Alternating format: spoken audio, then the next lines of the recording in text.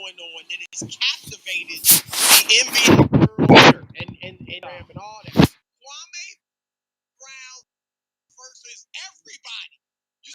Me versus everybody, or God versus everybody. It came from Detroit versus everybody. Okay, that was the first one? Yeah, okay. that was the first one. Now it's Kwame Brown versus everybody. He's going after Matt Barnes, Steven Jackson, Gilbert Arenas, Stephen A. Smith, Skip Bayless, Shannon Sharp. Has he gone after Shannon too? Yeah, Shannon. How did this start? Well, this all started 2 weeks ago. Jeannie Buss was on the Up in All the Smoke podcast with Steven Jackson, Captain Jack, and Matt Barnes. They were talking about the Pau Gasol trade, and she mentions, well, hey, people forget we had to give up Marc Gasol in that trade. Kwame Brown. And Matt Barnes makes like a snide remark. No, you really just give up Marc Gasol. You didn't give up. That's what they talk about. Well, the following week, I think maybe in the very next episode, Gilbert Arenas is on there, and he starts talking about Brown. He goes into this long soliloquy about how Kwame Brown was very physically talented, but lost his confidence. He said Michael Jordan basically broke him. Yeah, right. And that's what happened. So Kwame Brown, who has been silent, I think, since 2000, left the game, right? Whatever, decided he wasn't going to take it anymore. So he went off on Instagram Live, and he. I'll just give you a quick summary of some of the highlights that he said in several videos. It's like 30 minutes long. Yeah, it was like an hour and a half. There's Instagram Live videos, YouTube videos. There's a lot of stuff. The one I saw was 30 Kwame minutes. Gonna make money. He should get a podcast. He knows what he's doing. So here we go. So just a quick number of things that he said. He insinuated that Gilbert Arenas is the reason why he didn't get an $80 million contract extension after he left Washington. And he also called the whitest black boy I've ever known.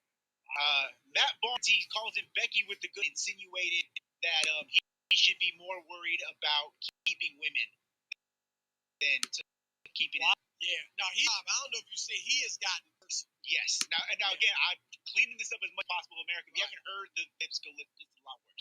He said Stephen Jackson is a fake activist who fake thug who makes all of his money tearing down other black men, even though he claims to be a Black Lives Matter activist. He said slapped Stephen A. Smith so hard on the back of his head, he's gonna look like he has a toupee covering up his forehead. Oh, you laughing, Rob? Thankfully.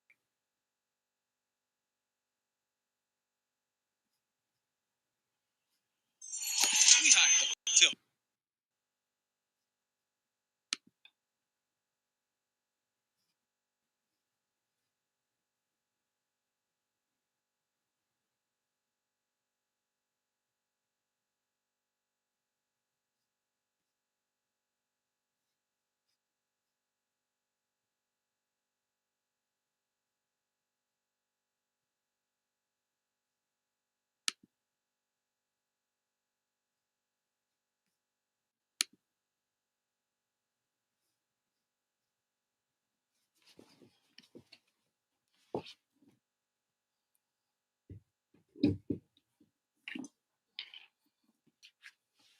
Thankfully, Skip and Shannon didn't get too much. Yeah, Skip didn't get much. It wasn't as bad as those, but it gets really dark if you were to go and listen.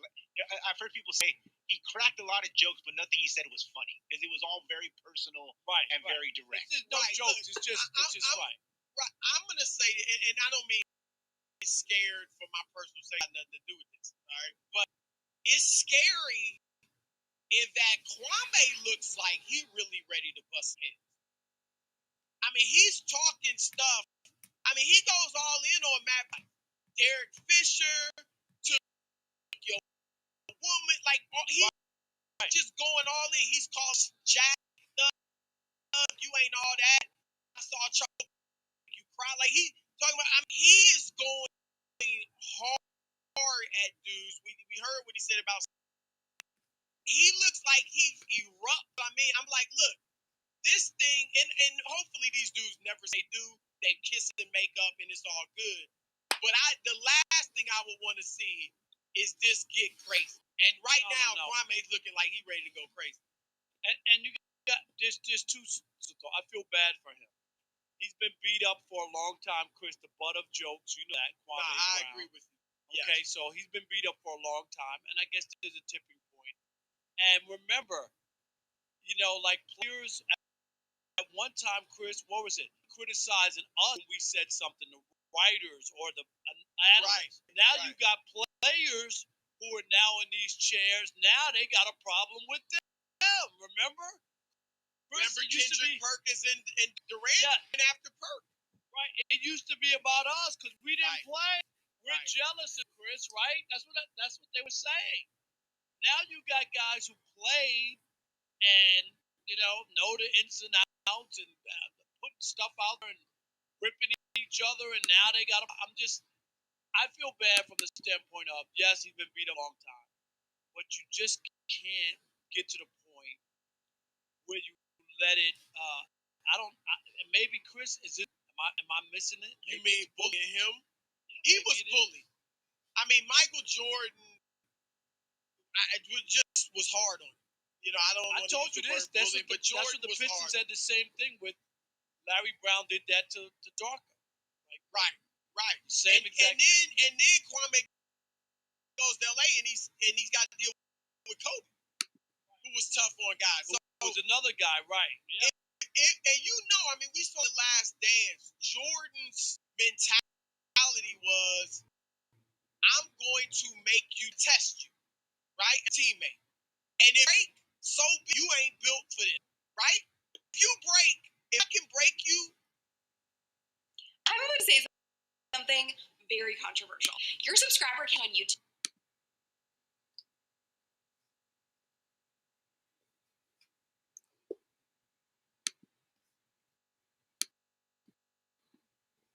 Then you're not going to help us in the championship.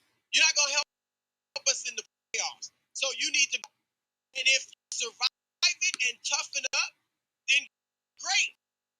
You will be us in the arms. And according to Arenas, and you've heard for years around the league that you're tough on Kwame and really confidence. But I'm with you, Rob, that Kwame Brown has been so beaten down. Right. I mean, he has been the poster boy for number one pick bust. And look, of course, as a number one pick, he didn't who was building by any stretch of the imagination. But he became a serviceable NBA. I mean, he started, basically half his career, 6 points, 6.5 points, 5.5 rebounds for his career. I'm telling you, and knowing right now, players told me, Kwame, that boy is country strong. Like, I don't think dudes want to mess with him. I mean, he was viewed as a tough dude. At least that's what players told me. He wasn't a great player, but he was tough. And to be honest, that 2001 draft when he was number one, you had a lot of dudes that didn't pan out at the top of that draft. Tyson Chandler, who had a nice career. Pau Gasol was obviously Hall of Famer. Eddie Curry, he didn't live up to his bill. Richardson did. Shane Battier. Eddie Griffin, 7th pick. He's dead now.